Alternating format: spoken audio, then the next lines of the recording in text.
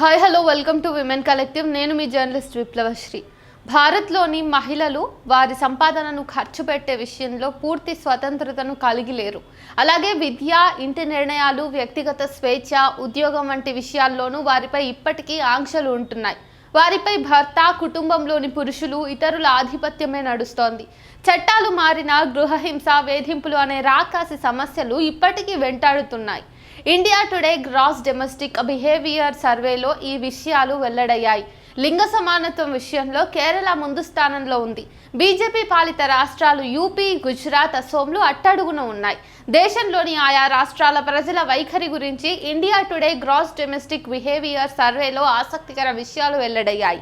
ఈ సర్వేలో లింగ వైఖరులపై దేశవ్యాప్తంగా పలు రాష్ట్రాలలో 9,000 మంది నుంచి స్పందనలు సేకరించారు. లోతుగా పాతుకుపోయిన లింగ అసమానతలు, ఇంటి నిర్ణయాలు, వ్యక్తిగత స్వేచ్ఛ విషయంలో మహిళలు ఎదుర్కొంటున్న పరిస్థితుల గురించి ఈ సర్వే హైలైట్ చేసింది.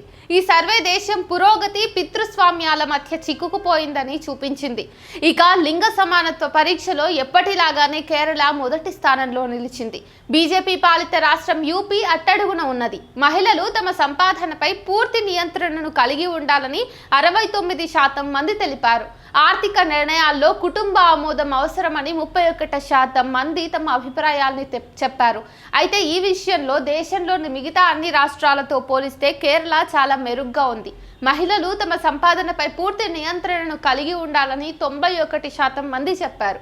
ఒడిశాలో ఇది 27%గానే ఉంది. ఆర్థిక నిర్ణయాల్లో మహిళలు కుటుంబ సభ్యుల ఆమోదాన్ని తీసుకోవటం అవసరమని చెప్పారు. దేశంలోని వివిధ ప్రాంతాలలో లింగ సమానత్వం వైపు అసమాన పురోగతిని ఈ సర్వే నొక్కి చెప్తుంది. ఇక ఆర్థిక స్వయం ప్రతిపత్తితో పాటు విస్తృత లింగ వైఖరులను ఈ సర్వే గుర్తించింది. దేశం ఆధునిక ఆకాంక్షలు, వేళ్లూనుకున్న పితృస్వామ్యానికి మధ్య నలిగిపోతున్నదని వివరించింది.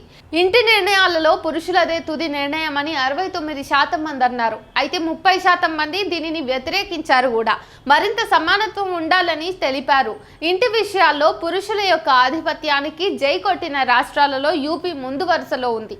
ఇక్కడ 96% మంది పురుషులదే తుది నిర్ణయం అని చెప్పారు.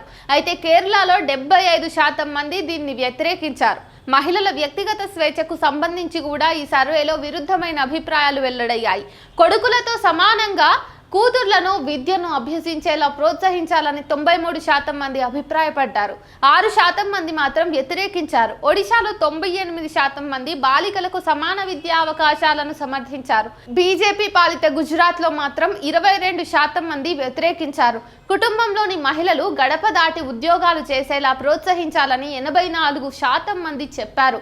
15% మంది అలా చేయొద్దని అన్నారు. ఇక రాష్ట్రాల వారీగా చూసుకుంటే యూపీలో అత్యధికంగా 98% మంది ఈ నిర్ణయాన్ని సమర్థించారు. గుజరాత్లో 38% మంది వ్యతిరేకించారు. దేశంలో ఎందరో మహిళలు ఎదుర్కొంటున్న సమస్య గృహహింస. దీనికి సంబంధించిన విషయంలోనూ సర్వేలో వివిధ అభిప్రాయాలు వెల్లడయ్యాయి. ఇంటికి సంబంధించి తన నిర్ణయాలకు భారీ అభ్యంతరం చెప్తే ఆమెను భర్త కొట్టడాన్ని కూడా కొందరు సమర్థించారు. చాలా మంది వ్యతిరేకించారు. 83% మంది ఈ హింసను వ్యతిరేకించారు. 16% మంది మాత్రం అది సరైందేనని చెప్పారు. గృహహింసను ఉత్తరాఖండ్లో 2% మంది మాత్రమే సమర్థించారు. ఇది ఆంధ్రప్రదేశ్లో 31%గా ఉండటం గమనార్హం.